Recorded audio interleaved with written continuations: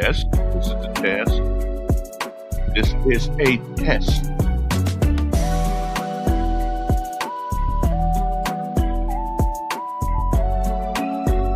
Okay, test. That's what it is. Testing 1, 2, and 3. Testing 1, 2, and 3.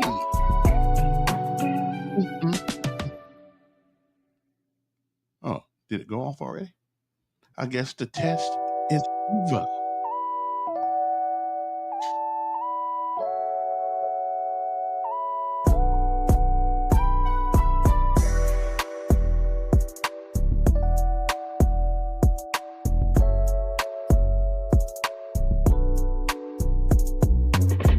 Yep, the test is over. Okay, this is a test. Of course, life is a test every day, so that's nothing new to us, but it's always a test. Good morning. It is 7 o'clock in the morning. Okay, it's 7:04. I figure I'd come on a little later today, like 5 minutes, because I can. Good morning to you. Now, you know what time it is. It's time for our daily bread. And then we'll get into the conversation for today. But we have to start it off right. Okay. Yeah, we got to start it off right. But good morning to you folks out there that are up this time of morning. If you're not up this time of morning, you need to get up. It's your wasting sunshine. Okay. Beautiful day outside. Beautiful day. Not raining. It's amazing. We complain when it rains, and then we complain when it don't rain. I guess God says sometimes, what am I do with them? They're never satisfied. Well, that's true. We're not. But we are working on it. All right? So next up, it's our daily bread right here on Decision 2.0. Why do we call it that? Because everything you do requires you to make one. And even when you don't make one, well, you just made one. So we'll be back. You guys hold on. Hold on. We'll be right back. Well, I hope we will anyway. Yeah, I think we will be in a couple of minutes here. Hang loose as a goose. I think there's a song like that, Hang Loose as a Goose. I don't know where it came from, but okay then. We'll be back.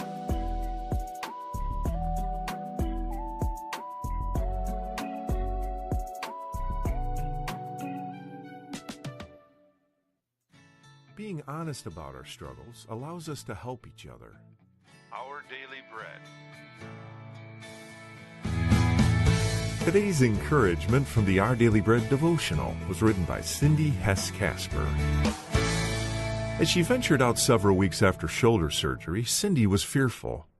She had become comfortable using her arm sling, but both her surgeon and physical therapist now told her to stop wearing it. That's when she saw this statement. At this stage, sling wear is discouraged, except as a visible sign of vulnerability in an uncontrolled environment. Ah, that was it. Cindy feared the enthusiastic person who might give her a bear hug, or the unaware friend who might bump her accidentally. She was hiding behind her flimsy baby blue sling because she feared being hurt. Allowing ourselves to be vulnerable can be scary. We want to be loved and accepted for who we are. But we fear that if people truly knew us, they would reject us, and we could get hurt. What if they found out we are not smart enough, kind enough, good enough? But as members of God's family, we have a responsibility to help each other grow in faith. We're told to encourage one another, to build each other up, and to be patient, bearing with one another in love. When we are honest and vulnerable with other believers, we may discover we have mutual struggles battling temptation, or learning how to live obediently. But most of all, we will share the wonder of God's gift of grace in our lives. Today's Our Daily Bread devotional scripture reading is from Ephesians chapter 4, verses 2 through 6. Be completely humble and gentle. Be patient, bearing with one another in love. Make every effort to keep the unity of the Spirit through the bond of peace. There is one body and one Spirit, just as you were called to one hope when you were called, one Lord, one faith, one baptism, one God and Father of all, who is over all and through all and in all. That's today's scripture reading from Ephesians chapter 4, verses 2 through 6. Let's pray. Dear Lord, many times our fear of being hurt keeps us from being honest about our struggles. Help us to remember how much you love us, and help us to be patient and loving with others. In Jesus' name we pray. Amen.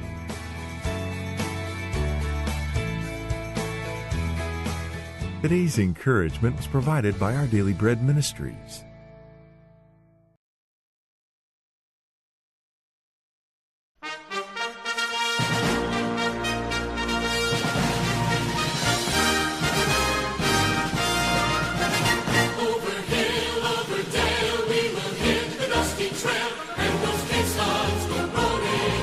And now we pay homage to all of our armed forces, fleet in the United States of America, in which my son is gladly one of them now, out there at Fort Leonard Wood, training to be the best.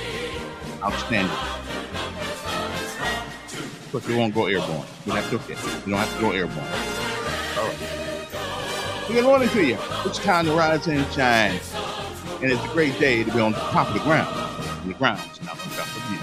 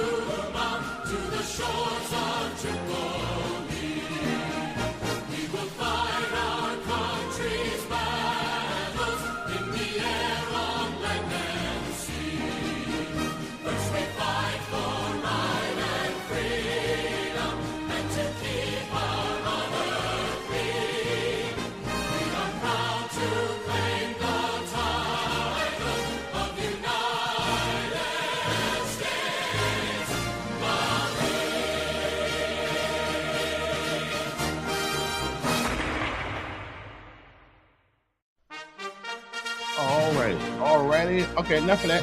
We got enough of that. We good.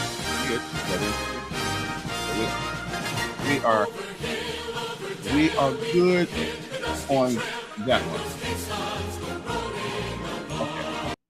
They didn't know we were good. We're PT time is almost over. Anyway, good morning, everybody. Hope this day finds you well. It is a Wednesday morning.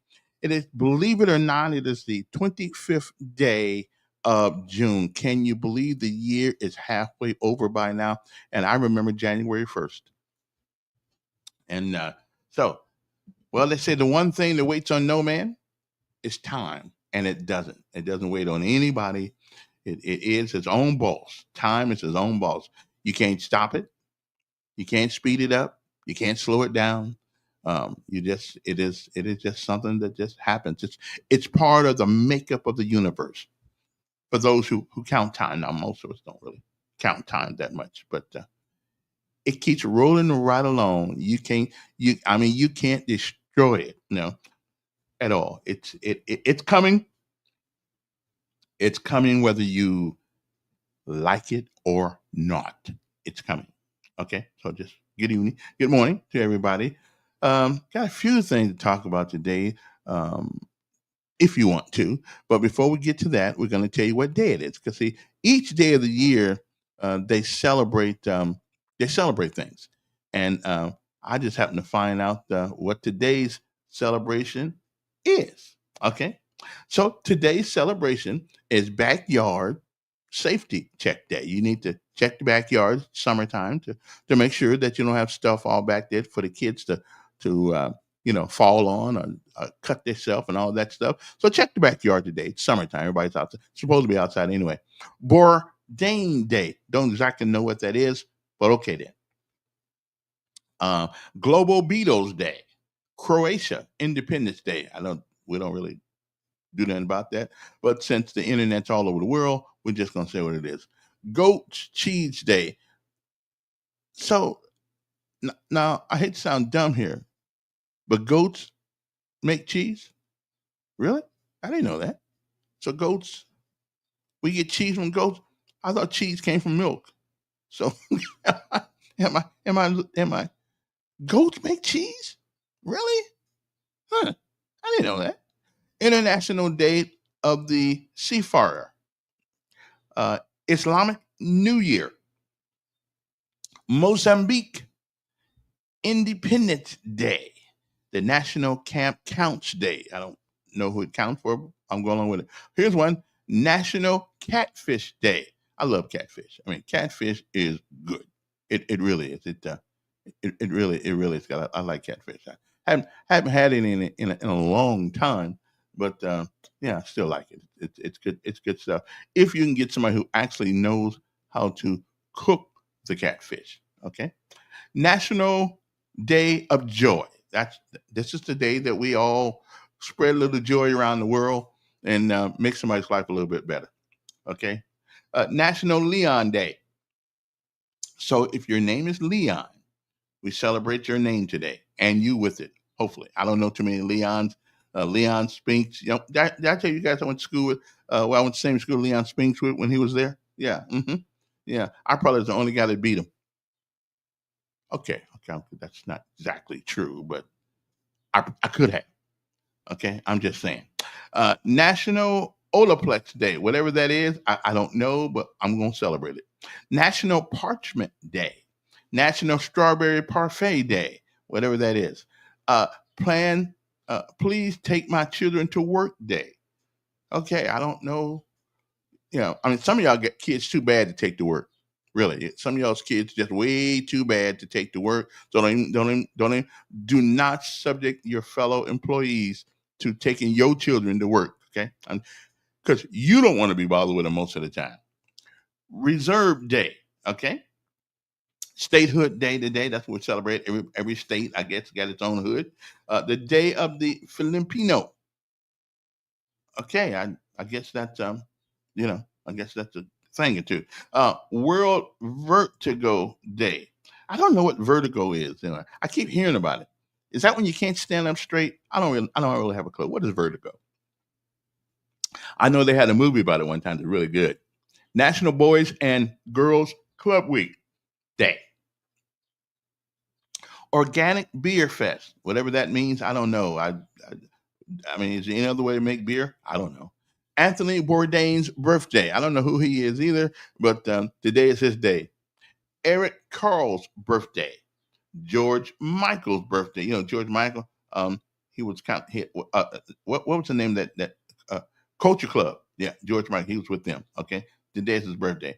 Kylie Cantrell's birthday. Don't know who she is either. A lot of birthdays going on today.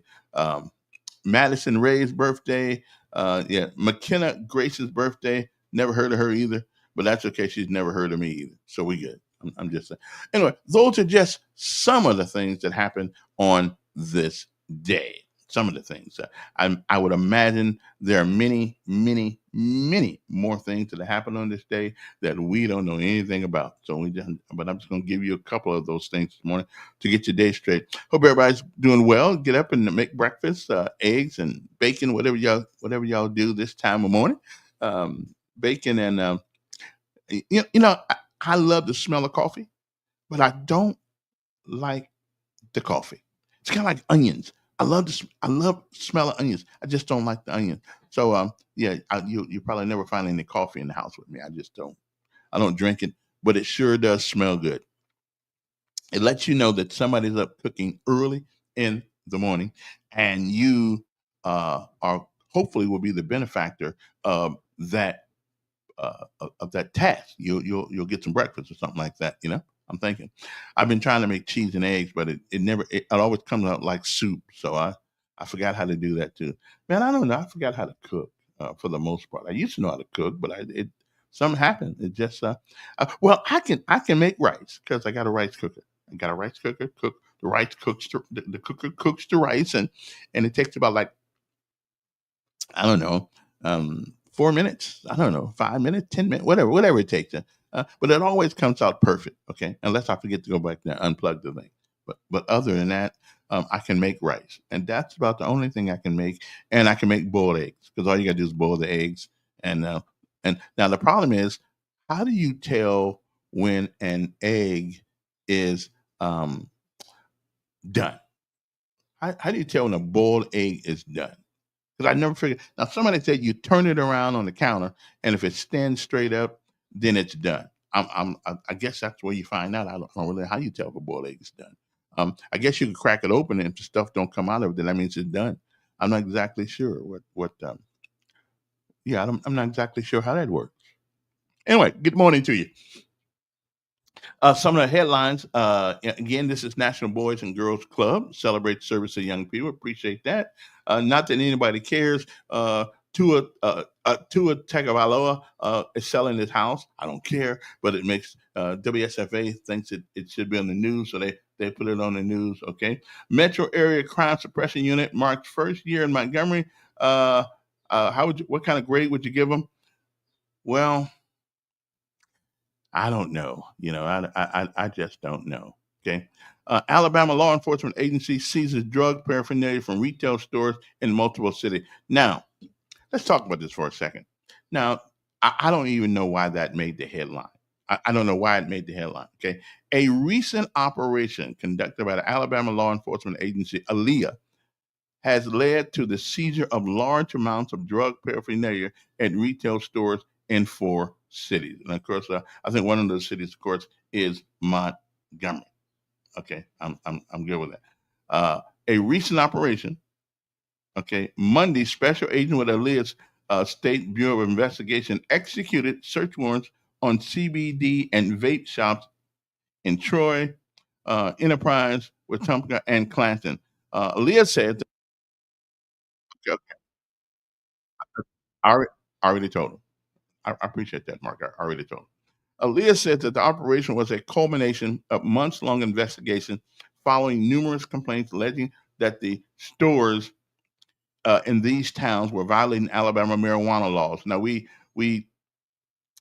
marijuana for the most part is almost legal everywhere. I don't know why we still wasting time running behind people because of marijuana. They're gonna drink it. We sell you okay. So we sell you alcohol.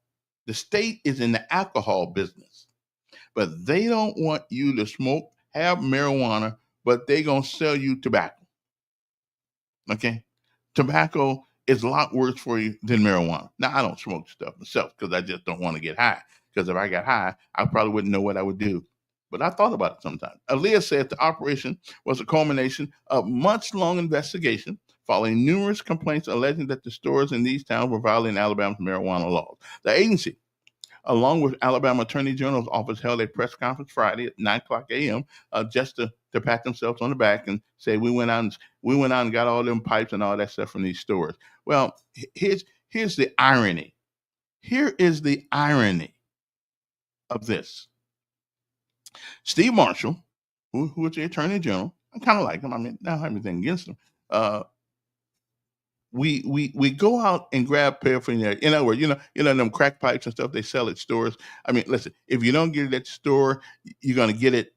You're gonna get it someplace. But here's the irony of this: we live in a state that allows people to carry guns down the street. Okay, wait, wait. To carry guns down the street in the open, even a rifle in the open. We allow that, and we actually act like we scared of marijuana. Really? We think about this now. We got people wasting time running behind people selling junk that you can smoke marijuana out of, but we allow you to go down the road all day long with a rifle, a gun on your side, or concealed. So if somebody asks Elkins, which is me, if somebody asks me, which one would you rather have? The right to carry a weapon open or people smoking marijuana? Okay, give me the marijuana any day. Now, the only thing I wouldn't like is people smoking marijuana while they're driving, because it makes no sense for you to go down the street. You smoking too much marijuana if you're going down the road and I smell it. Okay, if you and if you're going down the road like you're 20 miles up the road now and I still smell it, that's too much marijuana. I do think we need to curb your thirst on marijuana. But so we live in a state where we can carry marijuana, but we cannot. Okay, we cannot have we cannot have, I guess, I don't know, marijuana vapes or these vape stores, whatever these stores are. Although I'm against, as a matter of fact, vaping is probably more dangerous than smoking marijuana. It probably is. It's from what the reports I've seen, the medical reports and the medical conditions of people's lungs who vape. My son vapes, my oldest one. I keep telling him don't do it, but he'll learn sooner or later. So we live in a state that allows you to walk around town with a gun, but the Attorney General's office thinks it's really important to go around and take people's stuff out of their store because of that. Somebody might smoke marijuana. Really? I mean, you see the hypocrisy of this state and Georgia about just as bad. But again, why? Why? As a matter of fact, the cannabis people are almost ready to, I guess, to let people buy medical marijuana. Okay, almost ready to let them buy marijuana. But again, you do see the hypocrisy of going after people because they got marijuana paraphernalia in their stores, right? You do see the hypocrisy, right? But we'll let you walk down the street with a gun that can kill everybody. I don't. It doesn't make sense to me. Listen, as a matter of fact, I cannot remember anybody getting high on marijuana that wanted to go out and commit a crime. I just can't remember. I mean, most people who get high on marijuana, they just want to go to sleep or they want something to eat. Okay, I'm just saying. I don't. It's not a big deal to me, but I don't care if they smoke marijuana. I really don't. But don't smoke it. Treat it like alcohol. If you're going down the street, okay, if you're going down the street or driving your car and you're smoking marijuana, then maybe you need to get a ticket or lose your license for a day or something like that. But just for smoking the marijuana, are we serious? Really? I mean, are we really serious? Are we really going to waste the taxpayers' dollars running behind people with marijuana? Now, I never smoked it. I don't really care much about it. But now think about how crazy that is. We let you carry a gun, a big old gun, so not a little gun. We let you carry. I saw a guy with a MAC-10 one day going down Norman Bridge Road. We let you carry a gun, but we're going to go raid a gun in the open, but we are going to raid your store. It must have been a slow day for Steve Marshall and Aaliyah. Must have been a slow day because to waste manpower, all that manpower, which they gave them to July the 1st. Okay, but they turned around and went back in all these stores. So which person is more dangerous? The guy who buys a vape, a guy who buys a paraphernalia from Smoker's Mirror Joe, whatever he wants to smoke, or the guy who walks down the street with a gun in the open, a rifle? Which one is more dangerous? Hmm? We know which one is more dangerous. Yeah, yes, we do. We know which one's more dangerous, but we for political sakes, we spend more time running after somebody just because they might smoke some marijuana. I mean, aren't we over this marijuana thing by now? It's better for you than tobacco. And if you notice, and alcohol, the state sells tobacco, the state sells alcohol, and both of those two things can make you sick. They can make you ill.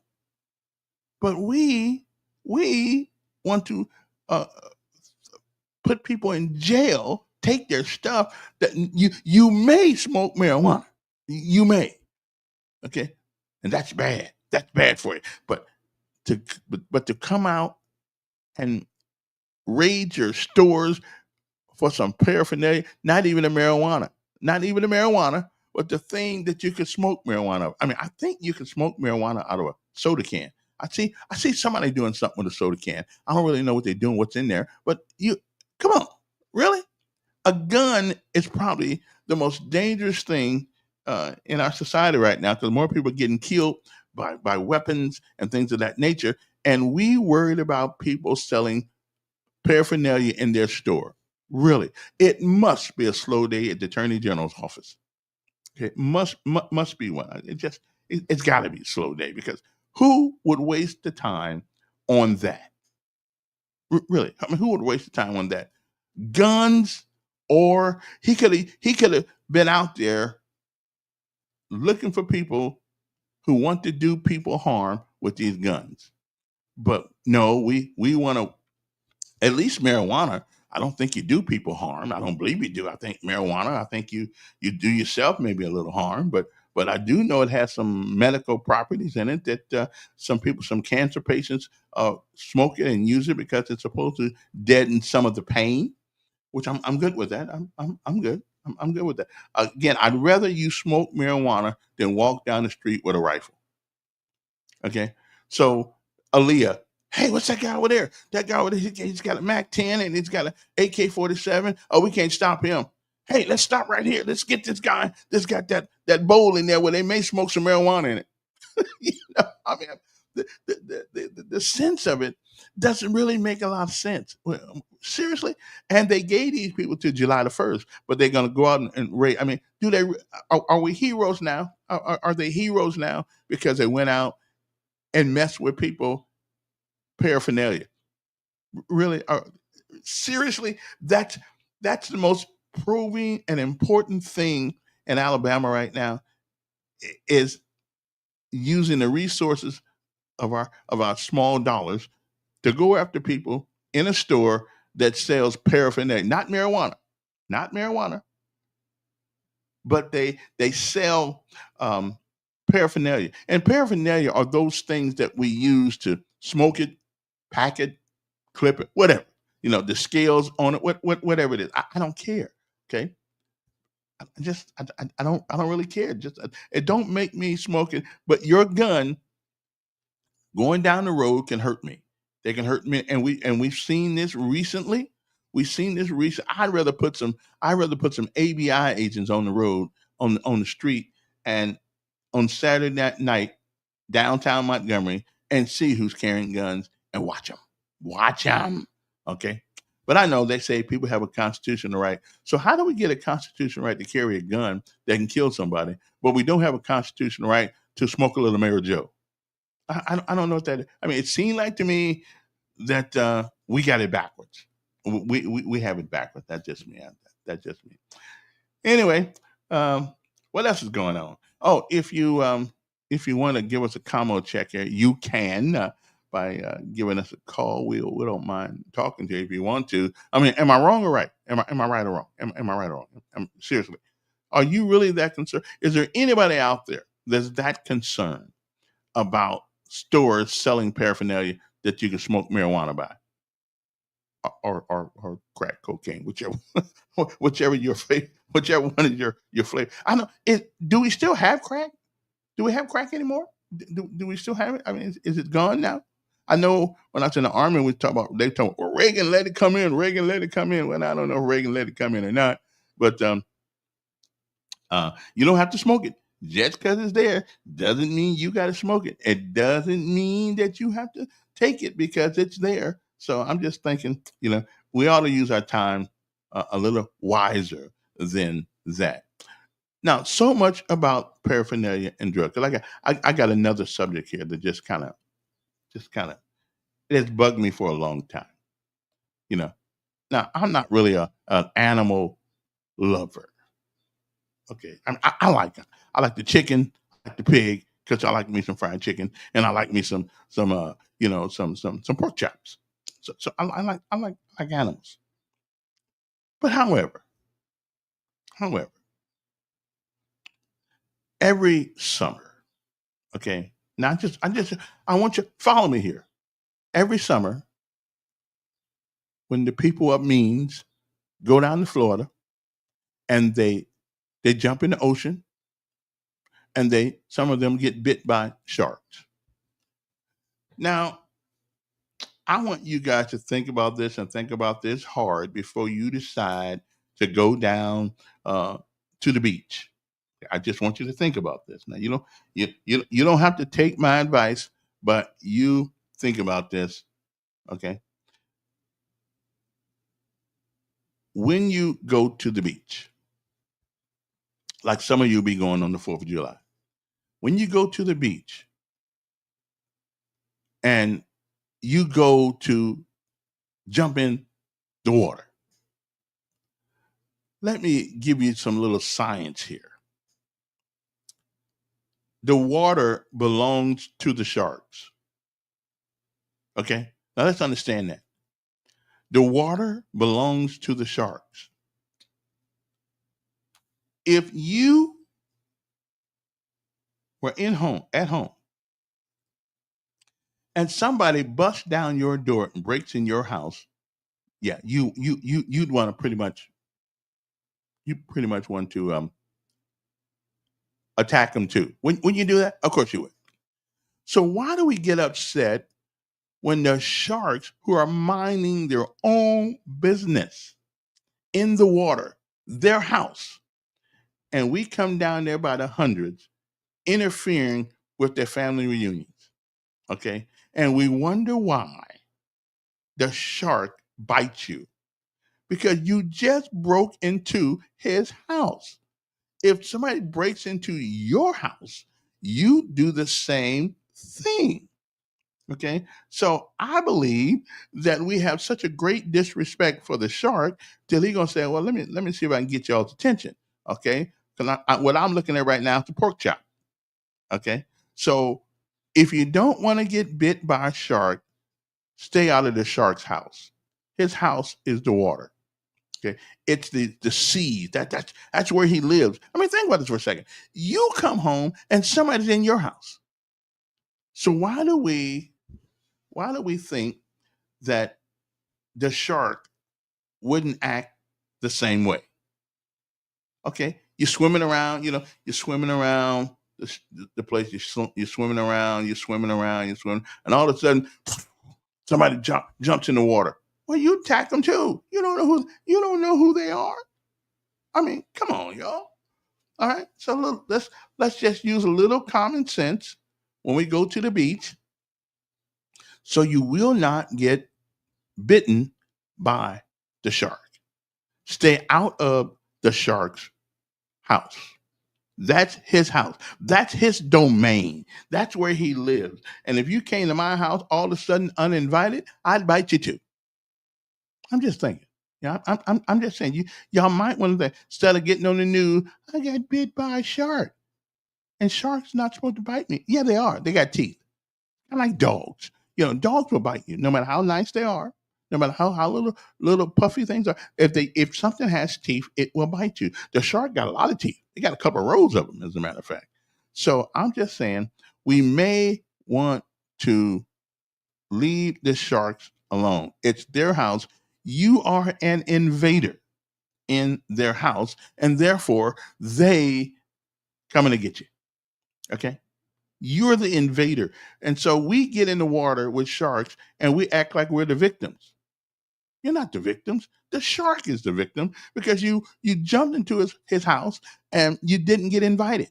So the shark, my sympathy goes with the shark. Okay? Like in your house, if somebody broke in your house, you would be the victim. Okay? I'm just saying you might want to think about that a little bit before you go to the beach this weekend. As right before you go into the water, I want you to think about it. This is the shark's house. Should I go uninvited into the shark's house? Okay, that's what you ought to ask yourself. And once you reach the conclusion, one way or the other, okay, you're either gonna say, "Nah, I'm gonna let the shark sleep. Let him do its thing," or else I'm gonna jump in the water.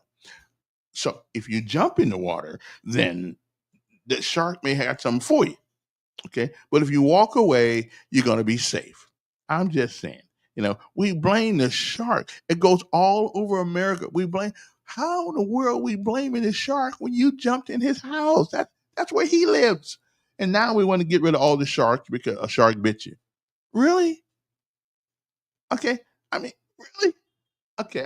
I'm just saying, y'all might want to think about that for a second. I just want you to think about that while you get out there and the shark bites you over the holiday weekend because you jumped in his house. Again, if you went home right now, or you came home right now this afternoon, and somebody had broken into your house and they were still there, what would you do? I know what you would do. You would repel that son of a gun. Okay, the best you could. You would try to get rid of that invader in your house. Well, the shark is doing the same thing. He just trying to repel y'all for coming in his water. I mean, he minding his own business. Been in the water for a long time, for hundreds of years. He just minding his own business. And all of a sudden now, we got him on TV as a demon because you broke into his house and he bit you. Okay, I'm just saying, we might want to just leave their house alone. Okay, just leave their house alone. Is there anybody out there that disagrees with that? I mean, you can't disagree with that. 521-2963. If you do, and you call me and you can give me I would love to know your reasoning behind why you think I'm not. I'm 100% totally right.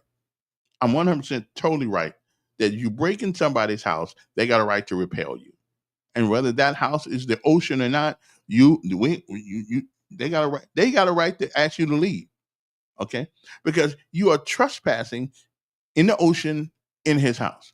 I'm just saying. Yesterday, there was a story about a little girl who got her hand almost bitten off by a shark. Well, the shark didn't go get her. She went where the shark was. And so I should blame her parents. Okay? I should blame her parents for that because the shark didn't bother anybody. He was minding his own business, going in circles. And all of a sudden, he saw the thing jumping in the water, spreading the hand, and he bit her. Okay?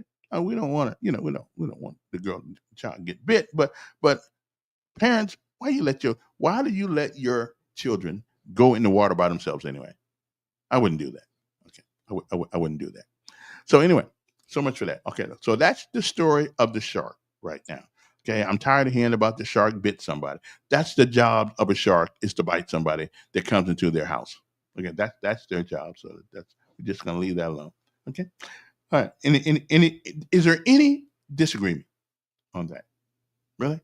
Any disagreement on that? There can't be, because I follow a logical train of reasoning here. It's their house, you jump in it, and they bite you. That's what sharks do. They bite you.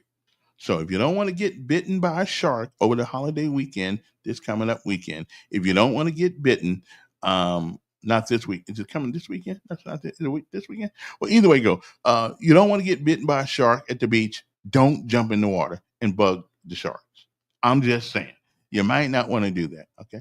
Now, just remember, I warned you. I told you not to do it. And if you go ahead and do it, well, then to the victor go the spoils. I'm just saying. Okay. Here we go. Oronde Wines, every meeting, his kids are getting hooked. Hooked on what? On marijuana? Well, that is just um, marijuana is a lot better for you than the internet sometimes. Okay, marijuana is a lot better for you than the internet sometimes. So our kids get and that one-eyed monster that we have in the house called the TV. That one-eyed monster that we have in the house, the TV, it's probably more dangerous than marijuana. Okay, it's probably more dangerous than marijuana and the computer. I mean, all things are gonna be good if you use them. But so Greg, what you think about the shark? I mean, do you go out in the in the ocean and mess with the shark? I mean, yeah, I mean, why do we do that? And then everybody wants to go round up the sharks now and have them for dinner because all they're doing is protecting their domain. I mean, that's all they're doing. Okay, I'm just saying. I like Aronde. Aronde's a good man. Tell you the truth. Um, I mean, he may whine a little bit sometimes, but that's okay. We can live with a little whining, but not too much of it. All right. Anybody hear about what happened in Macon County? The jail is so bad. Now you know it's got to be. Now that's the things that Aaliyah should be worried about. The jail in Macon County is so bad, so uninhabitable that they had to take all the prisoners from the jail. Okay. Okay. Another Central Alabama County jail is shut down. This time it's in Macon County. On Tuesday, Sheriff Andre Brunson confirmed to the TV station that the jail is uninhabitable and it has been closed for several weeks. So now they got to take their prisoners and put them all over Alabama, which I think is unconstitutional because you ought to be in jail in the city that you did the crime in. At least your family can come visit you. Now we're gonna send you all over Alabama like the prison system, and now your folks can't see you. Okay, you made a mistake. Okay, I mean, remember, listen. There's only two kind of criminals: the ones that got caught and the ones that didn't. I'm in the ones that didn't when I was stupid. So I mean, so there's only two kinds of criminals: one that got caught and one that didn't. Okay, and most of us, because if they start putting everybody in jail that's a criminal, there would be no room at the end for anybody. I'm just saying. So, but that is a shame when the jail is so bad that you have to close it down. Okay, that's so bad. That's really really really really bad. Yes. Good morning there, Dr. Joe. We appreciate you. Anyway, so am I making sense here? Okay, about the shark and the jail. I mean, we shouldn't take people outside of their own. Let the brothers out. Let them out. They learn their lesson. Just let them out. Because if you're in jail, you haven't done that. You haven't done anything that seriously anyway. You're probably in there for misdemeanors or something like that. I mean, let them out. Don't take them. Send them to Mobile. Send them to Coleman. Now there are a lot of places I wouldn't want to go to jail. Coleman is one of them because I heard Coleman is what you call a sundown town. Now I don't really know. I came through there when I went home to bury my sister. I came through up 65, and I know that's what Riley is from, Coleman, Alabama, someplace up there. But I wasn't stopping. I wasn't stopping. I would keep on going. I heard that sundown town, and if you guys don't know what a sundown town is, but I'll explain to you one of these days. But I'm making sure that Interstate 65 saw me going straight past Coleman. Now, I'd rather stop in Clanton or someplace like that. Not in no, not in Coleman. Okay. So the two things we got on the table right now this morning is people whining about sharks. When sharks are only doing what they do naturally, and that is to bite your butt if you jump in that water. That's their job. Stay out their water, stay out of their way, and you won't get bit by a shark. So this weekend, if you just want to look at sharks, go on TV, go to what do you call them place in Atlanta? That big old place where they got all the fish and all that stuff. Yeah, aquarium. Okay, yeah, go to the aquarium But the best way not to see a shark is close up. Okay, it's close up. That's the best way not to see a shark. It's close up. Don't even do that. Okay, so do we have this understood? I almost spent an hour on this.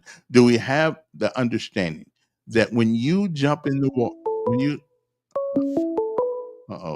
no name, I shouldn't answer the phone because no name is always normally trouble. Good morning. I'm on shit. Oh, comment. Oh, I appreciate you. Okay, good.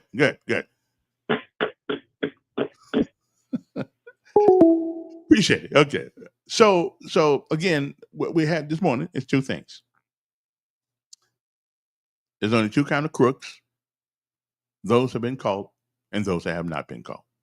But we all crooks. If you look in the mirror, now come on, I want y'all to be honest with me. It's just me and you. I want you to be honest with me. Haven't you broken the law someplace? Come on. You can just tell me. Haven't you broken the law? We all have broken the law. Now, we may have broken the little laws, but we still have break the law. We still have broken some laws, right? So we all crooks. Okay. Again, there's the caught and the uncaught. Okay. So let's not be so hard on people in jail sometimes, because the only reason we not there, most of us, because we didn't get caught when we were stupid and young. Okay. I'm just saying we might not. So don't be so hard on the folks in jail. What we want them to do is learn. Okay. And I tell my son, the best way to learn from a mistake is somebody else's. Okay, that's what I'm saying. Anyway, so what else is on? Anybody got anything on their mind this morning? I don't care. I mean, so am I wrong about the shark thing? I think I'm right about it. Okay, don't jump in the water on this week, on this coming up weekend, or or is it next weekend? Whatever day it is, I think it's next 4th of July. It's next weekend. So what we do not want to do, okay, is go in the water, mess with sharks, their water, and then you whine about you got bit. Okay, I'd have bitten you too. Okay, now, and Alabama law enforcement agencies seized drug paraphernalia from retail stores in multiple cities. That means if you got anything that looks like you can smoke a roach out of it, or smoke marijuana out of it, or crack it or whatever. I don't even think we got crack anymore. Do we still have crack? Is crack still a thing? I don't think it. Haven't heard anything about it. I know. I went home to Indiana, to South Bend, a couple of years ago, and my sister told me something that I found just unimaginable. She told me that everybody in my family, my immediate family, at one point was smoking crack. I said, "Really?" And she said, "Yeah." So I asked my sister, "How did you stop?" She said, "I just stopped cold turkey." I mean, that crack stuff that's something else, but that's got nothing to do with paraphernalia. Okay, the paraphernalia is how you smoke. So you can't stop people from smoking crack if they want to smoke it. Okay. I'm just saying you can't do it. You can't stop them from smoking if they want to do it. So again, we live in a state that allows people to walk down the street with big old guns, but then we're worried about crack. We're worried about paraphernalia in people's stores. I think Steve Marshall ought to get his priorities correct here. It's not that big a deal if you want to go to a store and buy paraphernalia. It's just not a big deal. But going down the street with a rifle, a MAC-10, like I've seen it, or 357, or a rifle on your shoulder, that's a big deal. That's a big deal. That's a big deal. We ought to stop that from going on, rather than, because it seems like to me, how can you say you have a constitutional right to carry a gun, but you don't have a constitutional right to smoke a little dope? It's your lungs. I mean, how you gonna say you don't have the constitutional right? We play with the Constitution in America. Okay, we play with the Constitution because we really don't know. We really don't know enough about the Constitution. Those people back in those days were pretty wise. Okay, they were pretty wise. But I mean, is there anybody out there actually think that people that these store owners should have their merchandise confiscated? But a guy can walk into their business with a gun unless they say you cannot walk in, but you still don't know if you got it because if it's concealed, you don't know if a guy's got a gun on him or not. So putting those signs on the door don't mean much of anything. The only thing you can say is that you cannot come here with your weapon out or exposed, but you can't tell who's got a gun when they walk in your store. You don't know because you don't and you don't have to have a license. I think that was a dumb thing. I think that was a dumb law. I mean, we need to have some way of recognizing people, at least in some manner, who walk around here with a gun, at least concealed. We need to. That was a dumb law. I'm getting on the governor for that one. She shouldn't have signed that one. Okay. Because you can already without signing that, you could already walk around with a gun. Long as people saw it, you were good to go. Like in your car, you could as long as people saw the gun, you're good. It's when you don't. It's when you conceal it where the problem came from. And so I don't know what legislator. Okay, what legislator thought it was a good idea to allow people unfettered access to guns and to be able to carry them openly or concealed without a license. I mean, what person are we paying $60,000 a month? I mean, a year to come up with legislation like that? Who does that? So you can't have marijuana. Okay, you can't have marijuana, but you can certainly have a gun in your pocket and nobody knows it's there, or you can walk in the store with a rifle. I mean, what legislator thought that was a good idea? And I'm all for the Second Amendment. I am. I'm good. Second Amendment's a good thing to have. I like it. I like guns too. But we got crazy people walking around with guns now. I mean, we do. But we worried about paraphernalia. Okay, I don't know what that's all about. And again, and if you want to know what I'm talking about paraphernalia, so where's it? Where's a recent? And where Alabama's law enforcement agency sees drug paraphernalia from retail stores in multiple cities. Now it seems like to me, how do you know that they're going to smoke drugs with the paraphernalia? Somebody will take this to court, somebody with some money. Because how do you know they're going to smoke drugs with the paraphernalia? Because you can take a clothespin and put a doobie on it, and are you going to get rid of all the clothespins that there are? Because, sometimes they get so small, you can't. Not that I know anything about it because I've never smoked one, but I've seen it. Or how about the clips? The things you put you could take what do you call those things you put on paper? What do you call it? What do you call those? Come on, somebody tell me what that is. What do you call? Good morning, Christine. What do you call that? Yeah. Oh, that's law in many states thanks to NRA backing. Well, I don't have a problem with NRA. I think the NRA it's a good organization, but we are dispensing common sense. We are lacking common sense because we need the NRA. Because somebody needs to protect those rights. I got you, but we still have to have a little common sense when it comes to this. We got the Steve Marshall's offices going around busting people, taking their stuff, their merchandise out of their stores because quote unquote it's drug paraphernalia, quote unquote. When it could be anything. What do you call those things? You hold paper. What are those things? You hold paper together with them. They're in offices.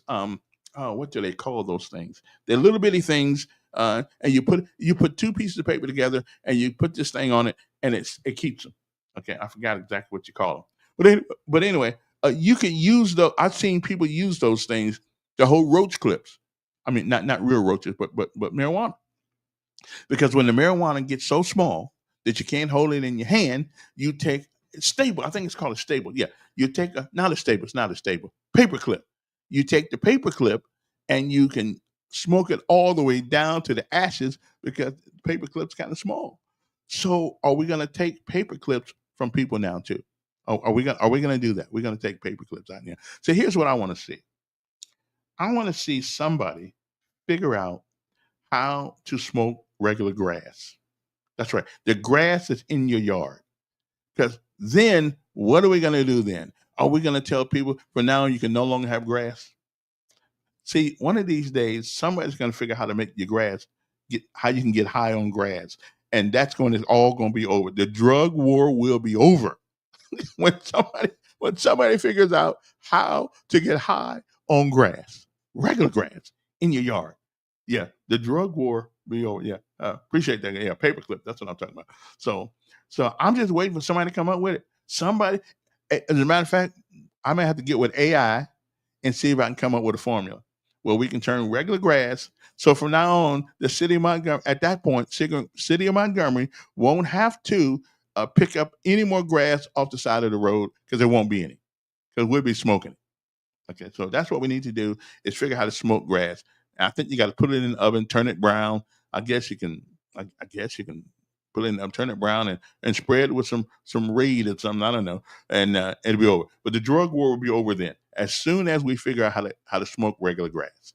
Okay, not the marijuana, not the marijuana, but the regular grass. As soon as we figure out how to do that, the drug war is over. Yeah, it's over. It no longer exists. Once we figure out how to do that. I haven't come up with the right plan yet. Now, I don't want to smoke it, but I'm just saying some people might want to smoke it. But as soon as we figure out how to do that, there will be no more drug war. Because there's nowhere in the world you can catch everybody. You can tell people not to grow grass. It's going to happen. It is going to happen. It's not AI, and that's AI. I'm gonna figure out how. Okay, yeah, AI. That's what we're gonna do. We're gonna figure out how to smoke regular grass. Let's see what Marshall's gonna do then.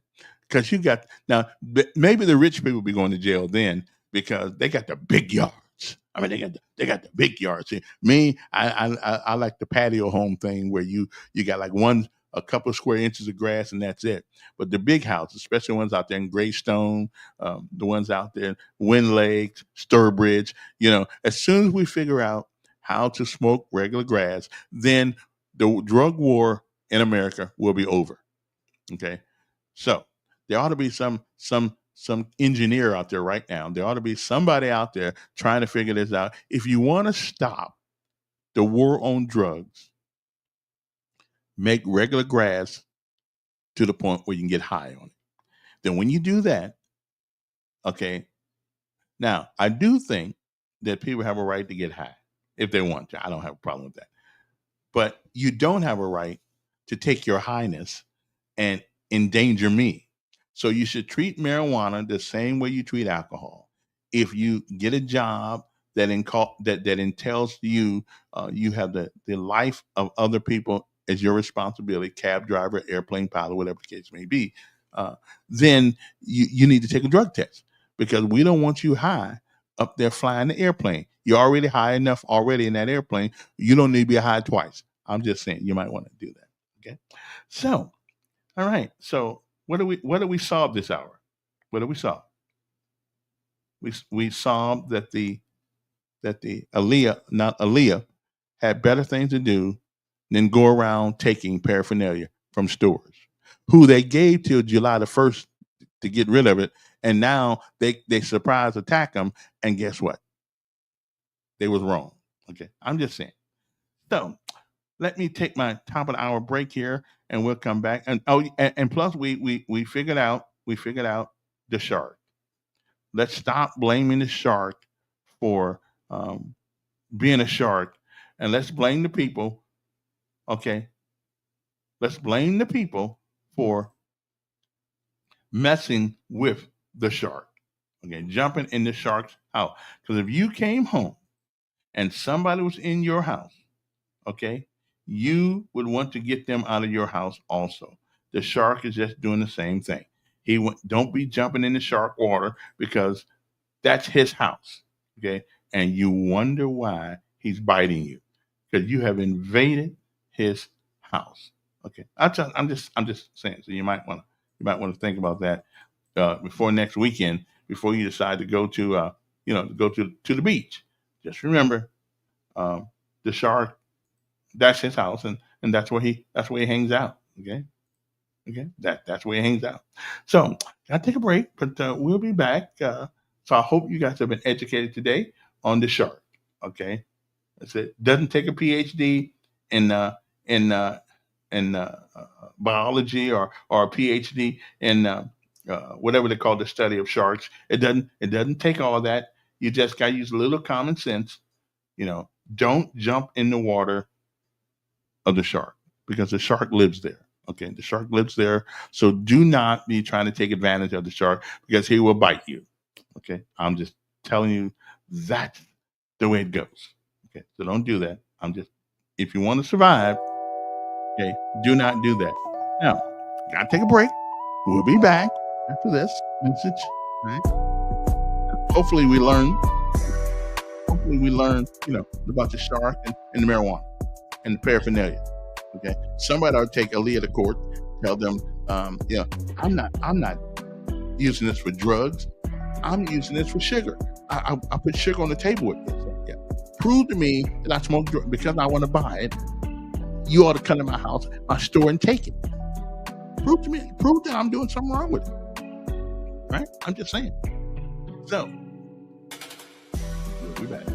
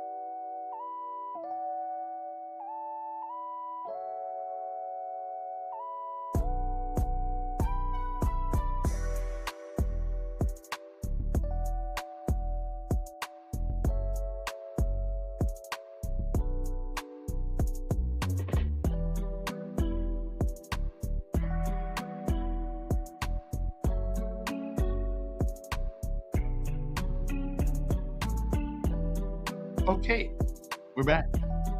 We're back. We're here live. I hope the first hour was interesting. If not, blame somebody else. All right then. You see, I'm probably the most logical guy in the media in town. I use logic and reason. And that's enough of that. That's enough of that. We're tired of hearing that. Okay, I'm just saying we're tired of hearing that. So I'm the most logical person, I believe, in the media. Well, I'm not really in the media, but I'm sort of kind of. I'm the most logical person in the media because I have logic and reason. Okay, it is not logical. Okay, it's not logical to arrest people for marijuana, but also turn around and give them a gun. it just doesn't make sense. It just doesn't make sense. It just don't make sense. It just doesn't make sense at all. It is not a reasonable position to take. Okay, but again, like I said, when somebody figures out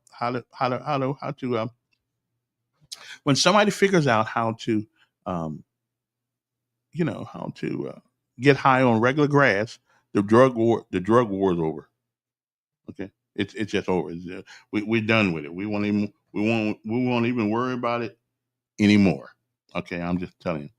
Anyway, now we got women in crime. Women are getting just as bad as the guys are. I mean, we're getting just as bad as the guys are. Just as bad. Just as bad as the guys are. And I'm wondering, why is that? But did anybody see the three things in the paper the other day where these, I think, two women and one man, they're robbing people and stuff like that? My Lord. Okay. What is going on out there? But they just getting, and we worried about paraphernalia in stores in multiple cities, but we're not, what? I don't know. Steve, it must have been a slow day. That's all I can tell you. A slow day. They have nothing else to do. And they felt, the problem is with the Attorney General's office on this situation, they probably were feeling guilty about getting their check. Okay. So maybe they just, I don't know. Now, here's something I found out the other day that Miss Love told me. Avis, you know who Avis Love Lewis is, right? Yeah. That they got a senior police academy, and I guess when you go to the academy to learn about laws and things of that nature. But here's the problem, and I talked to Gray Bulls about this. Why are we having it at night? Why are we having police academy at night for older people? Why are we doing that? We're already old, so now you want us to get robbed and hurt coming to the police academy? No, I can see doing it on the weekends, maybe in the daytime, but not at nighttime. That's just crazy to make old people come out, in the nighttime and go to the police academy when they got the time to go around. And we had something that used to be called volunteers. It was called VIP, volunteers in policing. What happened to those guys?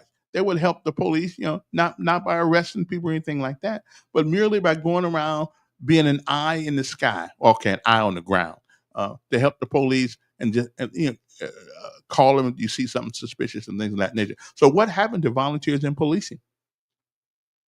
What happened to it? Anybody knows what happened to it? Well, anyway, I don't want old people coming out here because I'm an old people, and I don't want to have to go. Well, I don't mind coming out there fighting. At least that's what my mind tells me anyway. Now my body may tell me something else, but I don't mind. But anyway, older people, especially ladies and women, come on, y'all. Yeah, Mr. Graybones, y'all can do better than that. Mayor, you can do better than that. Don't make these people come out at nighttime.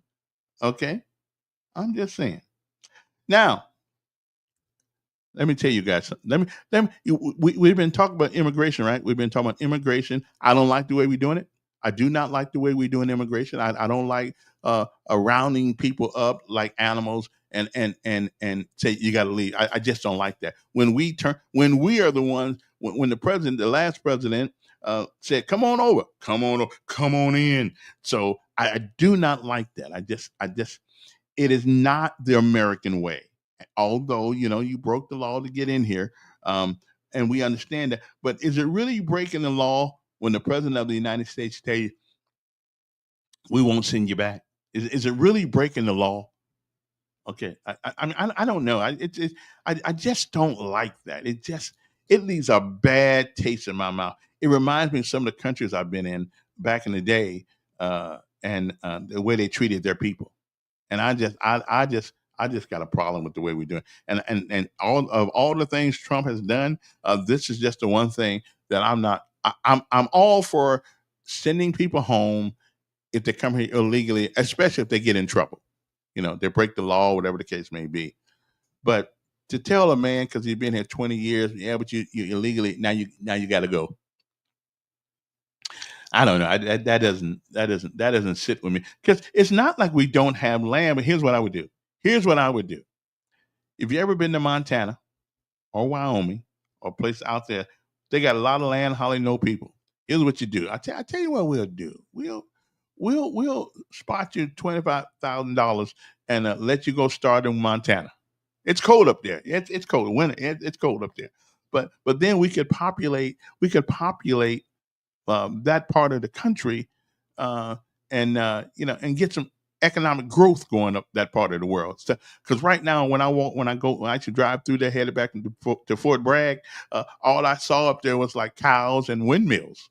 I mean, we need some people up there and cowboys and cow stuff and things of that nature. So I'm just saying, so give them a choice. Say, listen, we can send you back or we can send you to Montana. It's cold in the wintertime. It is. It's cold up there. But I'm just saying, but that's your option. Okay.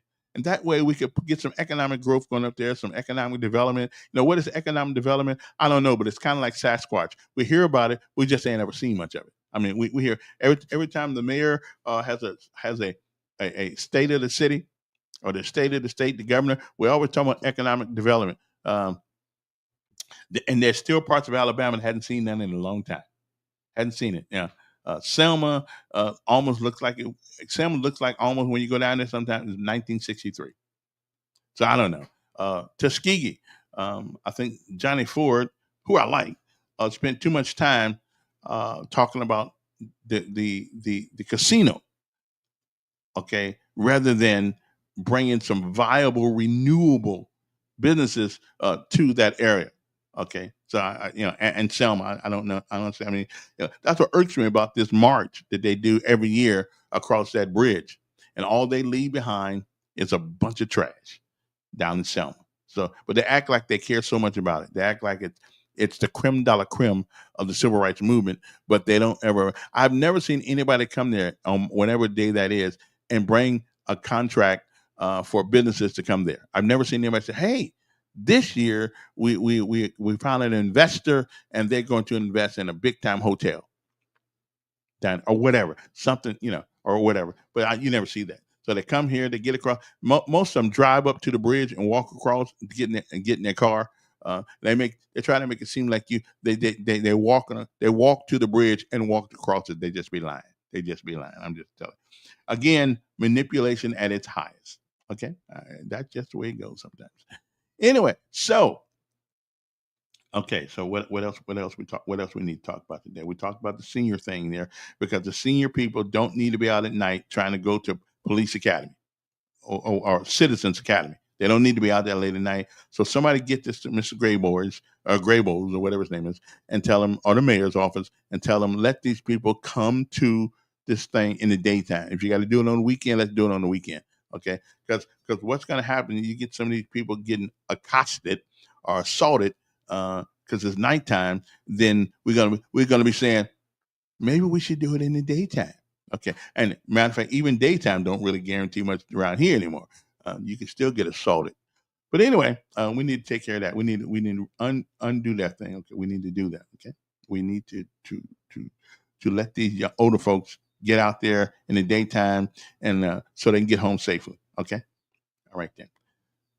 It is what time is it anyway? It is 8:16 in the morning. So if you got anything else on your mind, feel free. The Supreme Court the other day said that the president can now, and I don't like this part either. Okay, so I'm on again. If you got to send people home, let's send them home. Hello. Yes, can you stay until 10 o'clock? 10 o'clock. No, that's tough. That's tough. But I appreciate you asking me that. Right. Yeah, not to 10 o'clock. Not 10 o'clock. But again, SCOTUS, the Supreme Court of the United States, ruled that the Trump administration can resume deporting migrants to countries other than their home nation. Now, I got a problem with that. Okay. It's bad enough you're going to throw me out. Okay. It's bad enough you're going to throw me out, but now you're going to throw me out in some country that I'm not even a member of. Okay. I mean, really? Come on, Donald. Really? Come on. I mean, now we're getting ridiculous here. Okay. Now we're getting kind of ridiculous here. We don't want to. I mean, okay. If you're from Guatemala and they throw you out of the country for coming here illegally, okay, do what you got to do.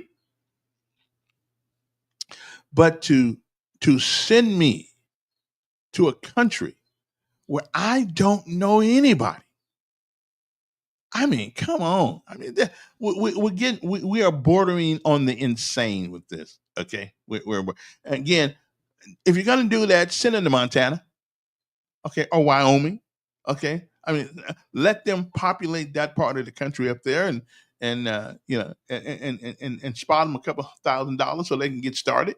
But yeah, sending people. I mean, what's the Supreme Court thinking? I mean, really? Okay, the Supreme Court ruled on Monday that the Trump administration could resume deporting illegal migrant criminals to countries that are not their home. I mean, who comes up with this? In a 6-3 decision that broke down among ideological lines, the justices stayed a late April ruling by Boston federal judge that temporarily stymied the rapid deportation effort. Because what is the real reason that, except they broke the law? I'm with you, but it is not. I could see we had a limited space in America. We had limited land. But did you guys know that all the people, if they stood, all the people in the world, if they stood shoulder to shoulder, could fit in Los Angeles? So we don't have a lack of land. So what is I mean, really, what is the big deal? Are we really are scared of changing the culture of America? Listen, America's made up of everybody from some other places. Okay, America is a melting pot of people from other places to come here. I don't have a problem with that. Um, but again, but again, so what is the real reason? We have land. If all the people in the world, if they stood toe to toe, side by side, they could fit in a space of Los Angeles. Yeah, I know. Yeah, I know you guys didn't know that, but they can. So what is the problem with immigration? It's not that, again. What is this really a cultural? Is this a cultural kind of thing? Um, come legally. I'm with you, but it's not. It's not that we have a lack of land. And again, if you put people up in Wyoming or Montana, they can build cities up there. They can build cities. They can build homes. They can all the other things that need to be done. So what? I don't understand what the big deal about. Now I can understand New York got 8 million people in it. They're probably running out a little bit of space, but give people an option to go live in Montana or Wyoming or whatever other city is around them other places up there. Give them a shot, because it's not about space, but it is about culture. Now, it used to be the people came to America because they wanted to be Americans. That's not really why people are coming to America anymore. We coming to America to get what you got. Okay, and come think about it, though. Now, we just to be fair, we've gone to other places to see get what we could get. So you know. But let me digress. I meant to tell you this a few minutes ago. Did you guys know? Now, you guys may not know this, but I'm gonna tell you what's going on. So there's this big complaint about immigrants, right? Taking jobs from Americans. That's this big complaint. Now, I'm not saying it hasn't happened, but me personally, yeah, I'm not an agricultural worker. I can't do it.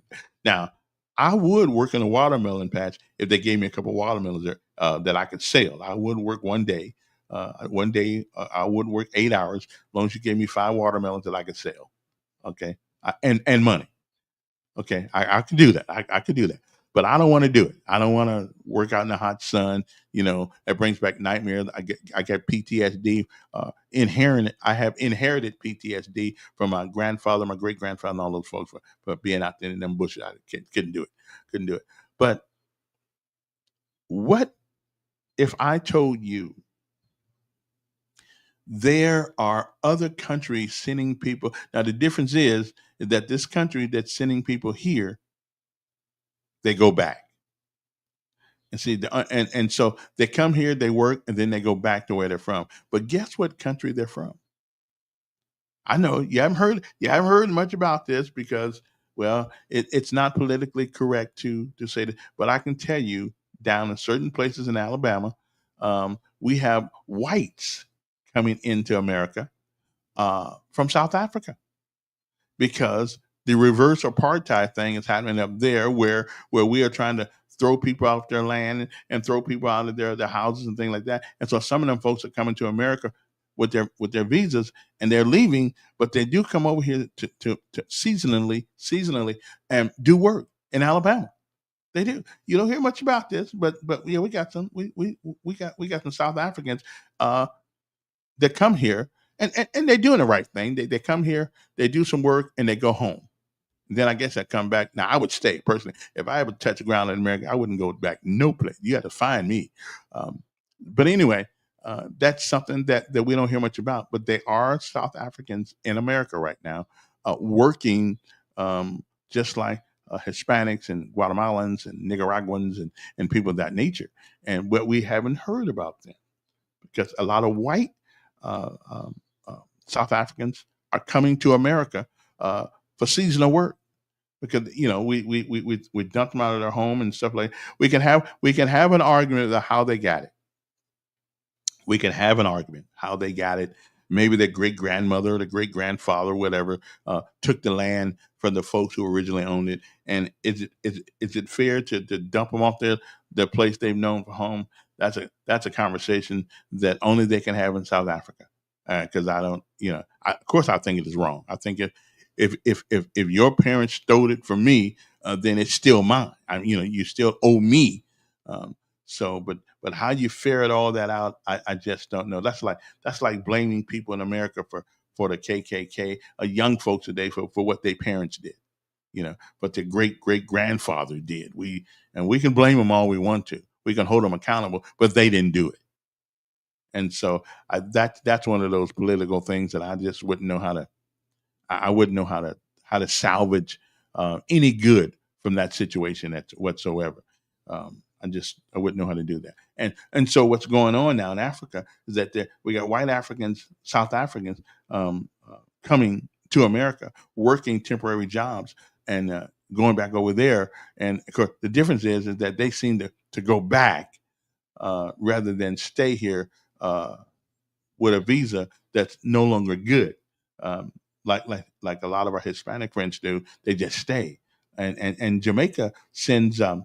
We got a bunch of Jamaicans in America too that they just stayed too. Um, but I didn't think you got. I know most of you guys didn't know that South Africans are in America are doing some labor jobs, primary labor jobs that nobody else would do. Now I don't know how anybody can work in a chicken factory. I mean, we don't have the machine for the chicken factory yet. We don't have machines that can pluck the chicken.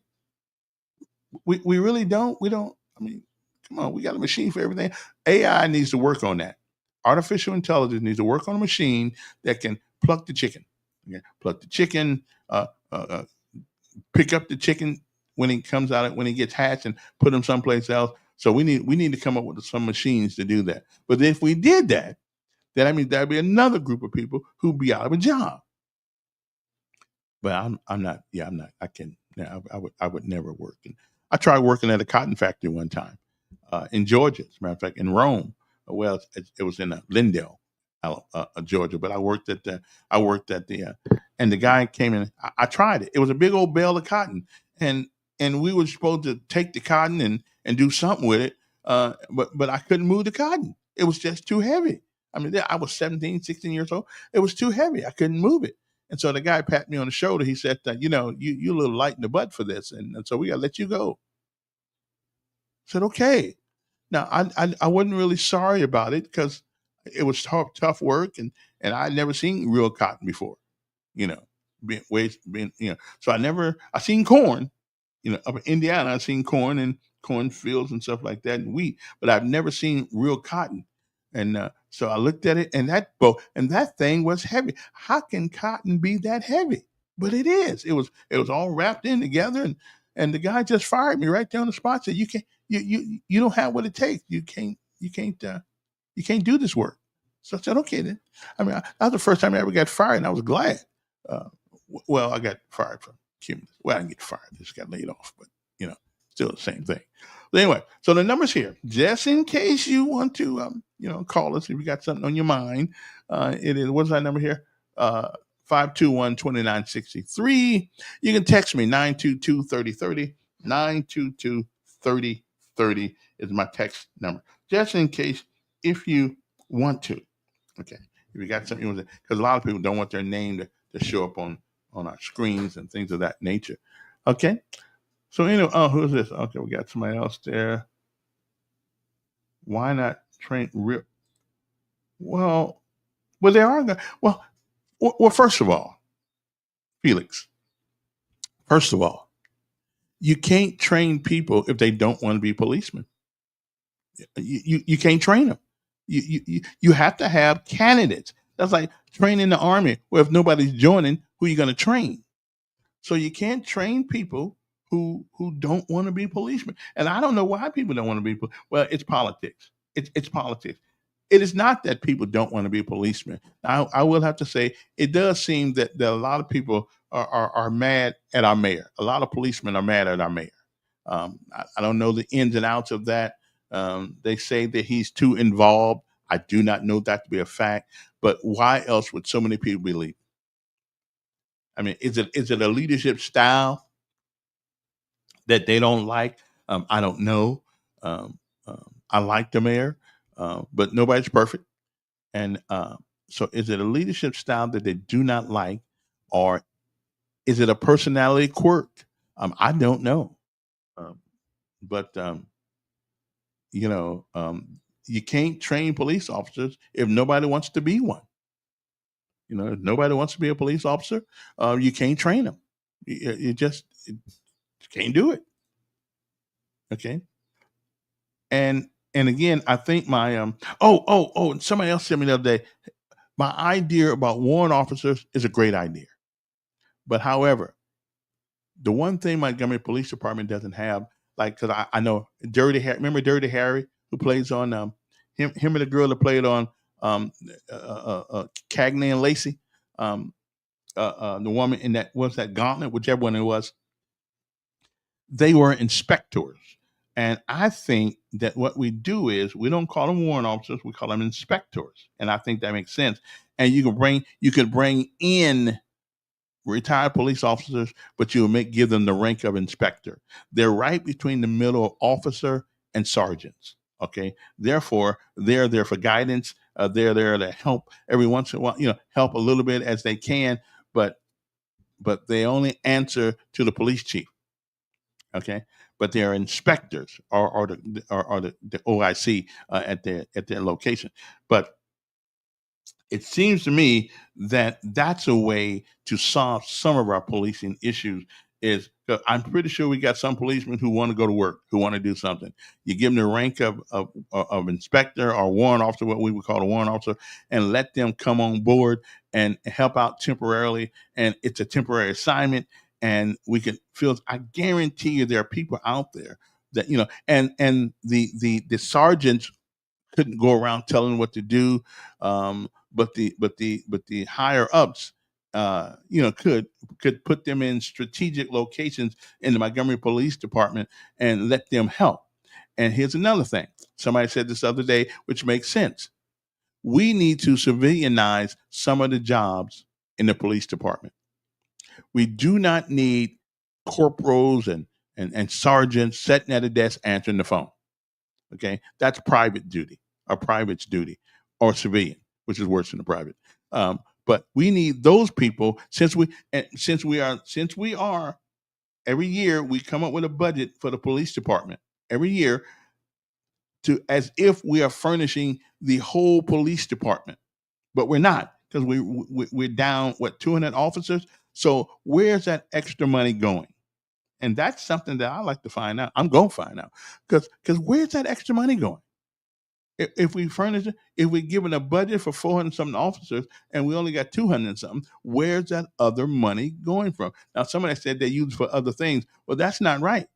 So we need to civilianize some of the positions in the Montgomery Police Department, Mr. Gray Bowles. We don't need a sworn officer in uniform does not need to be in the police department answering telephones, and not at a time like this when we're short.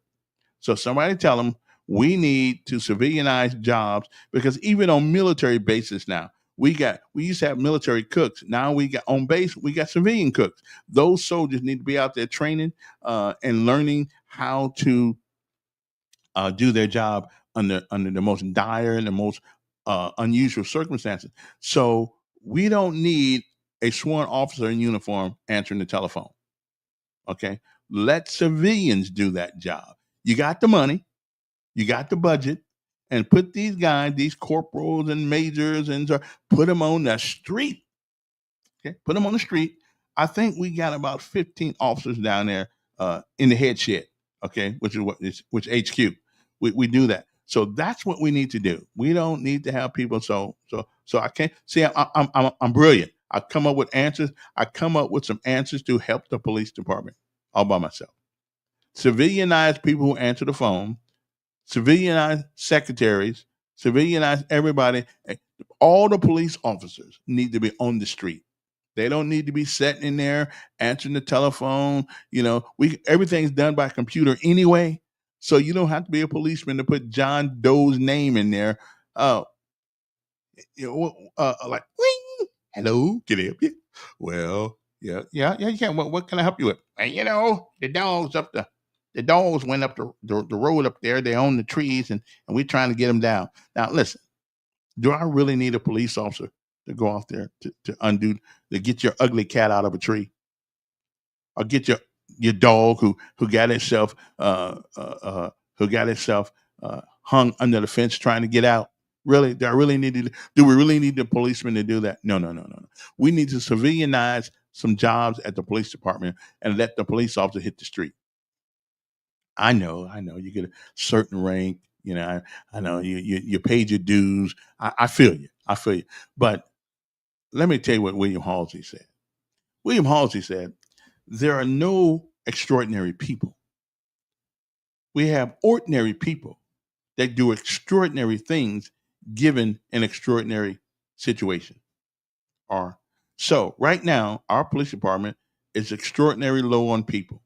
So we need to take some of these officers out the head shed, put them in a car, okay, and let them hit the street. Let's civilianize those jobs, Graybos. We don't need to pay. We got the budget. And if the mayor's taking that budget or somebody's taking the money out that budget and using it for something else, then to me, that's misappropriation.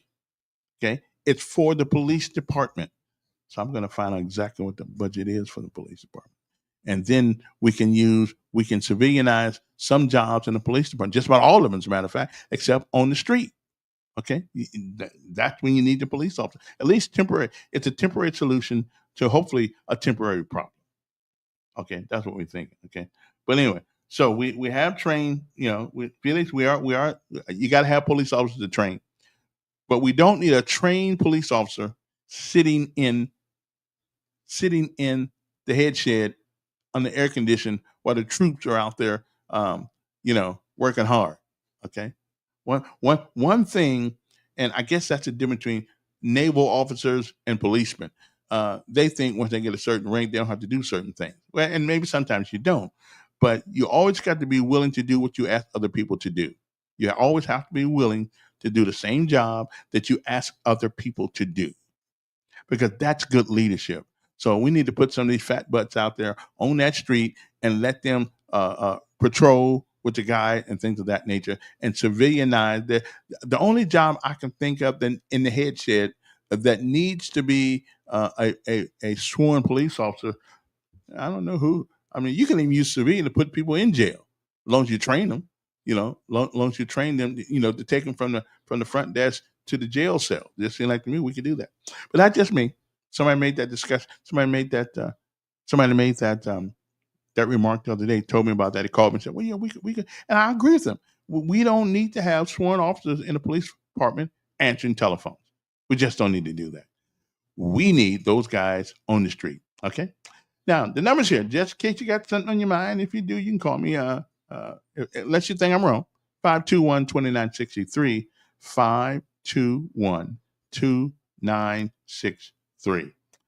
521-2963. So if you believe that that's a good idea, somebody needs to call the mayor and tell him that Elkin said we need to, one, bring back some retired policemen, make them inspectors, give them the rank of a warrant officer. In the military, be warrant officer, but we call them inspectors. They don't work for sergeants. They don't really. They answer to the chief, and they answer to the immediate supervisors over a particular detail. But their job is to lend a hand where a hand is needed for the time being. It's a temporary position that you'd have. But it seemed like to me, that's a great idea. I mean, I knew I was smart, but I just didn't know I was that smart. Anyway, so what we doing?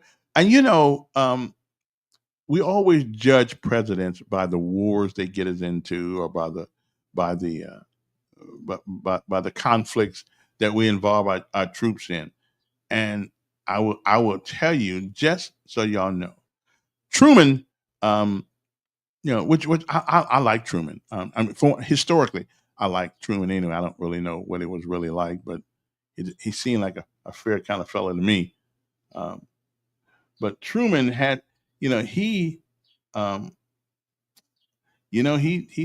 the atom bomb on Hiroshima and Nagasaki. Kennedy was involved in Indonesia, Cuba, Vietnam, Laos, and Cambodia.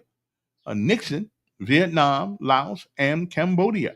Clinton, Iraq, Somalia, Haiti, Yugoslavia, and Sudan. So all of us, Bush, Iraq, Afghanistan, Pakistan, Arabia, Yemen, and a few other places. Doesn't matter. Obama, Afghanistan, Yemen, Iraq, Ethiopia, Kenya, and a few places that you guys haven't really heard of. Okay, Biden, Afghanistan, Yemen, Somalia, Niger, Iraq, Syria, and a couple. What's the other one? And a couple other. So every president. Now Trump is the only one that really hasn't. Now he may be on the verge of doing it, but Trump is the only one that hasn't really got us involved in anything new. Okay, I mean we always have been allies with Israel.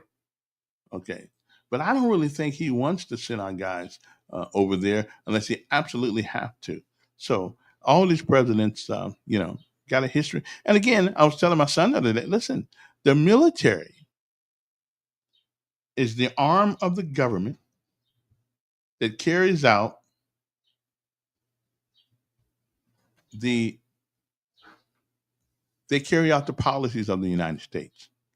If in fact we find ourselves in that situation, but that's what the military is for. Okay, it's not to sit home all the time. It's to go places. First of all, you get every time you go someplace, they don't charge you to go. You get to go. You get a free ride on a plane or something like that, a boat, whatever you own. I don't. I like going places, to tell you the truth. I find it exciting. Although I went one place one night, I still don't know where I was till this day. I don't know where I was. I don't have a clue where I was. Okay, but however, so what did we discuss today? What have we discussed today? We have discussed. Okay, let me get back to my notes here. Now, we have discussed many things today that hopefully I've enlightened you on something. We discussed that there are South Africans in America doing laborious jobs. The different beings, though, they go back to South Africa when they're done doing their job. Their seasonal job, but they come over here. And we don't hear much about it because we're too busy worried about the Hispanic folks. We don't know much about that, which I don't care. I think anybody can come over here. I ain't got no problem with that at all. None whatsoever. We talked about the jails in Macon County that is so bad, that we have taken people and send them all over Alabama. And so if your relatives live in Tuskegee or someplace like that, they can't see you because the jail got bad. How do you get a jail that goes that bad when you got? I mean, you've had sheriffs up there forever. So how does it get that bad? I don't know. Maybe the city council didn't spend no money. Okay, so all Macon County inmates transferred from an uninhabitable jail. Unfortunately, that's the way we roll, I guess. Also, we talked about Steve Marshall going out taking people's paraphernalia from their stores like that's a big deal. But on the other hand, letting people walk around with guns on the street and killing people. So the time we spent getting paraphernalia from people's stores could have been spent trying to figure out who the fools are around here shooting people. So again, that's just my thought. Yeah, let's see. Got people smoking marijuana. I got people shooting other people. Where's my priority at? Okay. So we won't let you sell paraphernalia, but we'll let you carry a loaded gun. And we'll let you carry a loaded gun without a license. And even though store says no guns allowed, they don't know if you got a gun in your pocket or not. Okay, and unless they put up a what do you call that thing? Unless they put up one of those metal detectors, everybody can walk in there with a gun and they'll never know. And I'm gonna give the legislator and the governor responsibility for that because they're the ones said you don't need a license to carry a concealed weapon. I totally disagree with that, but what my call. So now we got folks around here 5'1" that think they're 6'3" because they got a gun in their pocket. And the proliferation of gunshots, the proliferation of violence has, in my mind, has correspond with the letting people walk around with guns uninhibited, unsupervised, and unlicensed. So I think the proliferation of gun crime has grown after that because now you don't know who got a gun. Even a concealed weapon, you don't have. And listen, people have always carried concealed weapons and didn't have a license because they wouldn't go down there and get one. But there were people who did go down and get their license, and those are the people I trust. I don't trust people who walk around without license. So we did that. So okay, so we talked about that. We talked about 3 people been arrested for Montgomery's armed robbery shooting investigation. 2 women, 1 man, and wow. Wow. But anyway, but I know they're Democrats. Yeah, I know they are. I know they're Democrats. Yeah, I know they are there. So everybody just shooting around here is a Democrat. Okay, in the streets. Okay, yeah, I mean, now when you get robbed in the suites, that's probably a Republican. That's probably a Republican who think you can't read anyway, so he's just gonna get it from you. But I'd rather get robbed in the suites than robbed in the streets. Okay, that's the way I look at it. Okay, then what else we talked about today? Okay, so the inmates are gone. Oh, we talked about sharks. Okay, we talked about sharks. That everybody gets all upset when the shark bites you, but you're in his house and you're in his house. It's where he lives, and you think that you can just jump in his house anytime you want to without repercussions. I'm sorry, the shark don't play that. Okay, it's where he lives. So next weekend, when you guys decide that you want to go to if the weekend should get here, and you guys decide that you want to, um, well, you want to go swimming, that's fine, but you need to get some permission from the shark first. Okay, you don't just jump in the water and try swimming in his backyard. Because how would you like if somebody just came to your house, moved in, and didn't ask you? Okay, I'm just saying. So you might want to. So let's stop blaming the shark. Put the blame on where the blame goes, and that's the people who are invading their house. I'm just saying. I think that's you know. We also talked about senior police academy at night. Why do you want to put older people in harm's way at night?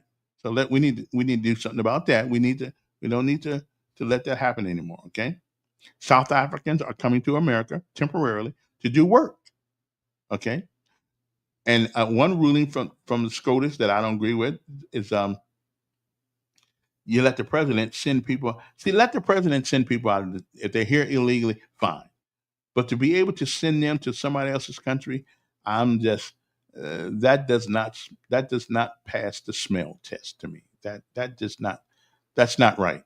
Okay. And one thing I've always defended about America, we have never been the provocateurs, but we always we don't mind helping others.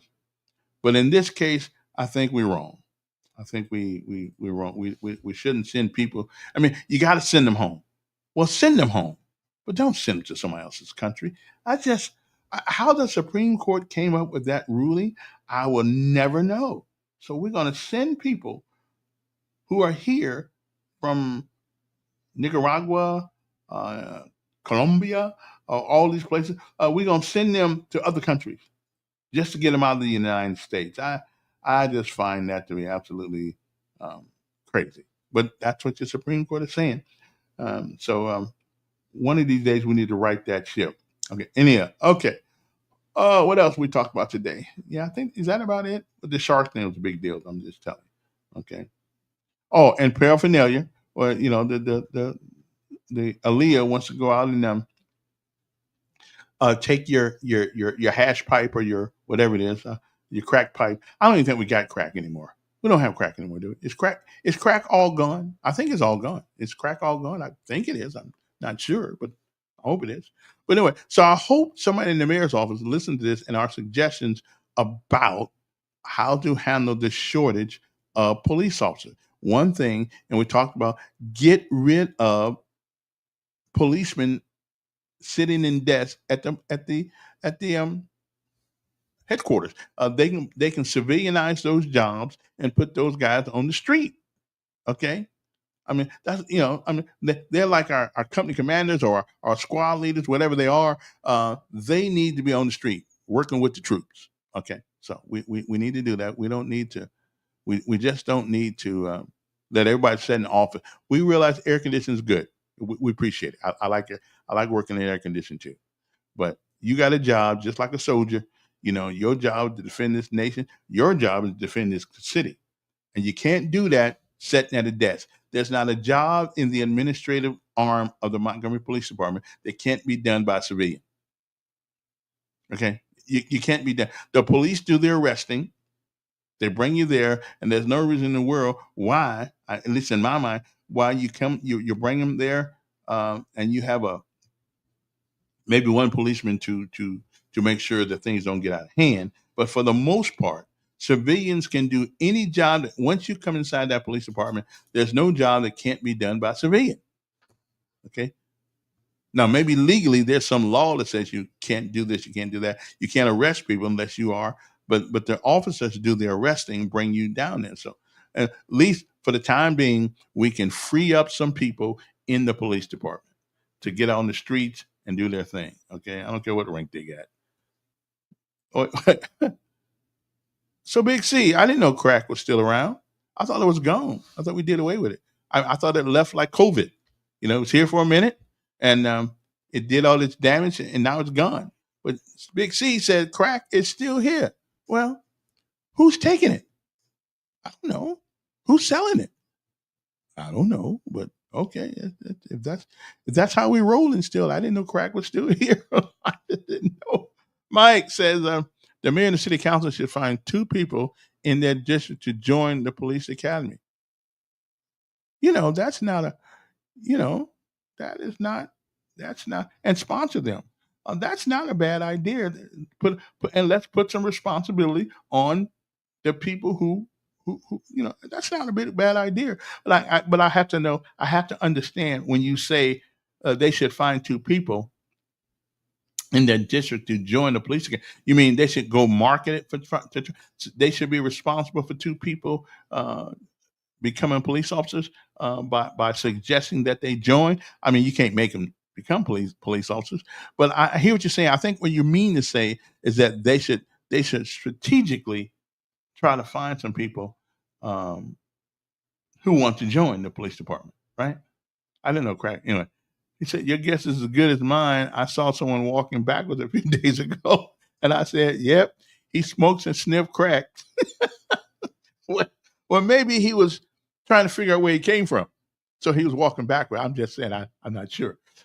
Anyway, so much for that. Okay, so those are the things we talked about today. Now, we're going to redo this show because everybody needs to listen to me because I'm the only guy that got common sense. in this city on the media. I use common sense, and I'm not afraid to tackle any issue that there is out there. I'm just not. So share me, tell folks about it, and it's only podcast where you can actually call in and give your opinion, and I appreciate that. Okay. Well, my time's almost up. Unless you guys got something else you want to talk about, I don't think you do though. You went out there kind of quiet today. Okay. So one last recap. We talked a little bit about I think we already got it. Sharks. I think I got the shark thing pretty much covered.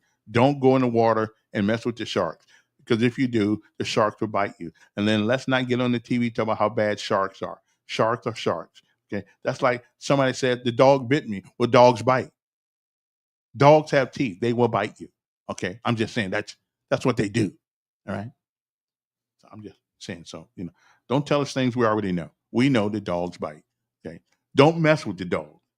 Okay, and you don't have to worry about them biting. Don't mess with the shark's house, and you don't have to worry about the shark biting you. Okay.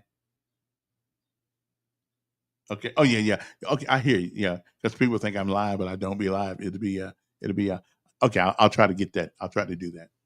Okay.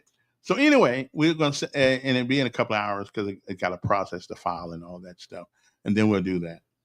All right. So if there are no other issues for me to handle today, I think I've taken care of the police issue. I've solved the police shortage of policemen temporarily for the time being.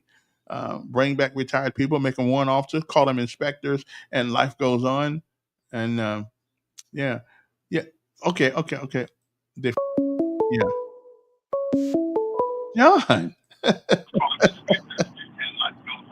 Hello, Mr. Bowman. Oh, I thought you're live right now. I am live right now.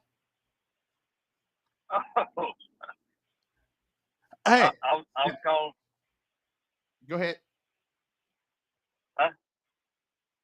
I No, said, I was calling to tell you we've got some graduations coming up at Hope Inspired Ministries. Plus, if anybody knows anybody that needs employment, we are starting our class this week.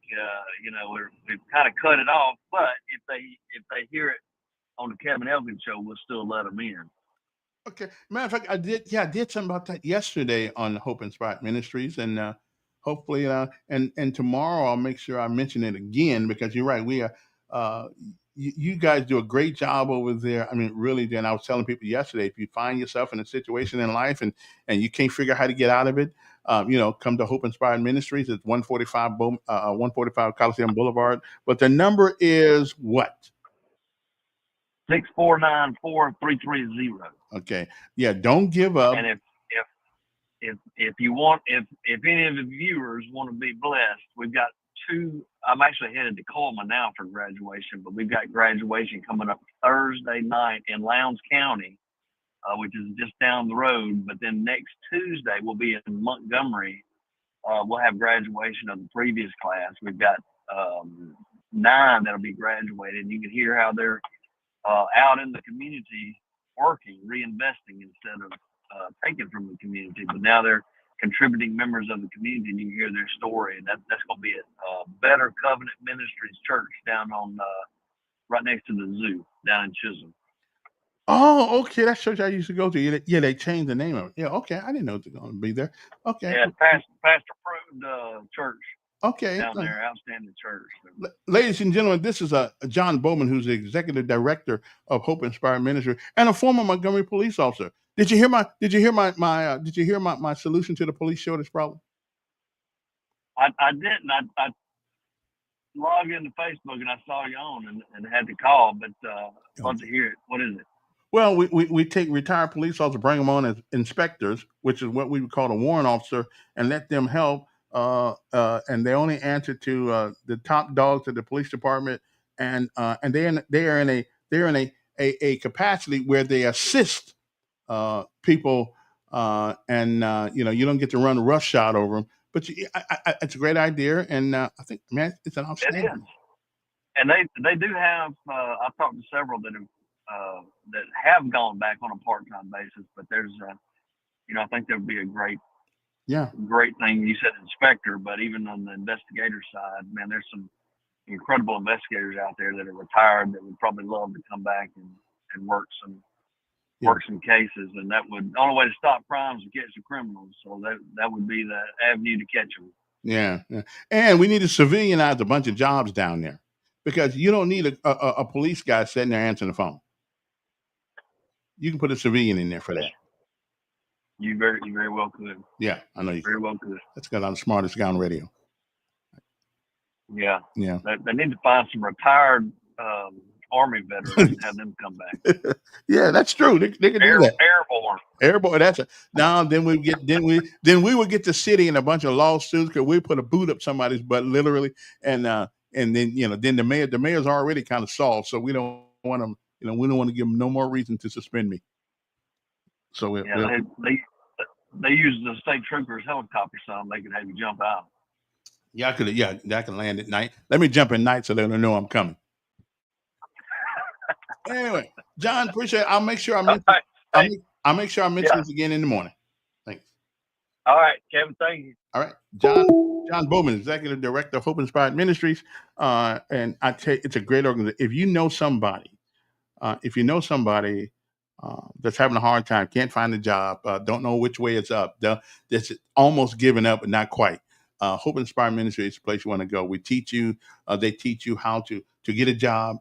And if you don't really have any skills, they'll teach you some soft skills on how to get a job. And we work. And if you're a business leader out there and you need some good people to work for you on a temporary basis, we'd love to have you train some of our young folks and even old folks. There's no age limit. If you can get to Hope Inspired Ministries, if you can come out there, they're willing to help you do all that help you be all you can be, regardless of your circumstances and regardless of where you've been in life. Their job is to help you make it. Okay. I'll tell you a little bit more about Hope Inspired Ministries tomorrow, hopefully. Anyway, rebroadcast coming up in a couple of hours. And I was brilliant today. Anyway, see you guys later. I was really brilliant today, though. Bye.